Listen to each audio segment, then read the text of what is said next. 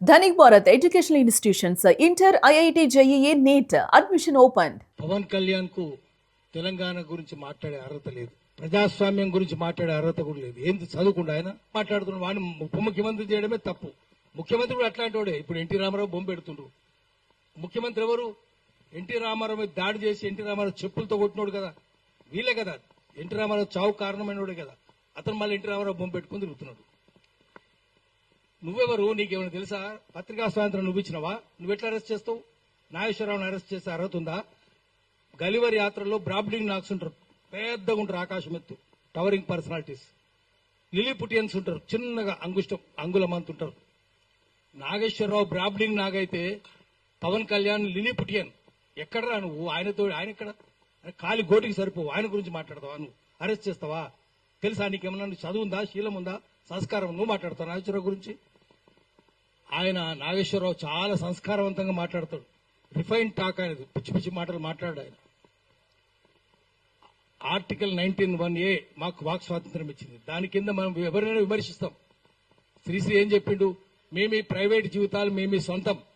Public గా ఉంటే ఏమైనా అంటాం. నువ్వు రాజకీయాలు ఉంటే అంటాం, నువ్వు సినిమాలు ఉంటే అనం. సినిమాలు ఉంటే నువ్వు ఎంతమందిని 5 పెళ్లి చేసుకున్నావు. నీ భార్య కూడా విదేశస్త్రాలే కదా. నువ్వు ఆమెనేమో ఇటాలియన్ అంటావు, నువ్వేమో మళ్ళీ విదేశస్త్రాలనే చేసుకుంటాడు. బీజేపీలు అదే కదా. మరి 5 పెళ్లి చేసుకుంటే సిగ్గు శరం ఉందా నీకు? నువ్వు మాట్లాడతావు ఆ సంస్కారం గురించి? నువ్వు రోజు ఒక పార్టీ మారుస్తావు. గద్దరుండగా గద్దర్ని ఎట్లా మోసం చేసిండు? చెగువెరా బొమ్మ పెట్టుకుని నేను కమ్యూనిస్ట్ అనేది చెప్పి గద్దరు నమ్మించి తీసుకొని పోయిండు. ఇంటికి తీసుకుపోయిండు, దండం పెట్టిండు, మొత్తం షర్టు ఎక్కడ చూసినా చెగువెరా బొమ్మలు. ఇప్పుడు ఎవరు బొమ్మలు పెట్టుకుంటుండు? రోజుకో పార్టీ.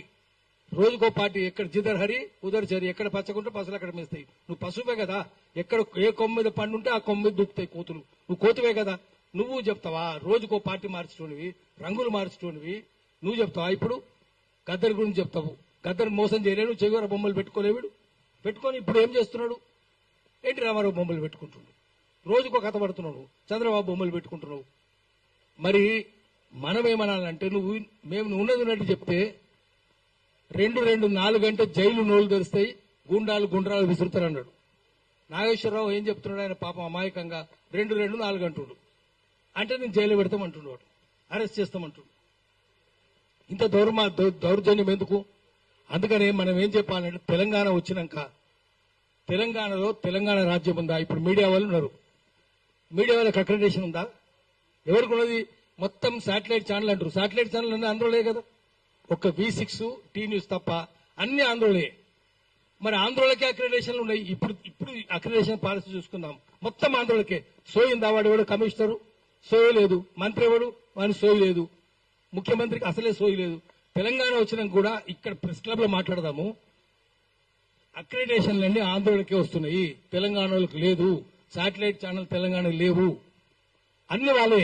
సోషల్ మీడియాకి ఇస్తున్నారా? ఇస్తలేరు కదా. కేబుల్ ఛానల్కి ఇస్తున్నారా? ఇస్తలేరు కదా. మరి ఎవరికి ఇస్తున్నారు? ఎంత అన్యాయం ఏంది? పోనీ ఛానళ్లలో అక్కడక్కడ ఇక్కడ తెలుగు ఎన్టీవీలో ఒక్కతే అమ్మాయి ఉంది, తెలంగాణ అమ్మాయి. ఆ అమ్మాయికి అక్రెడిటేషన్ లేదు. మళ్ళా అంతా వాళ్ళే.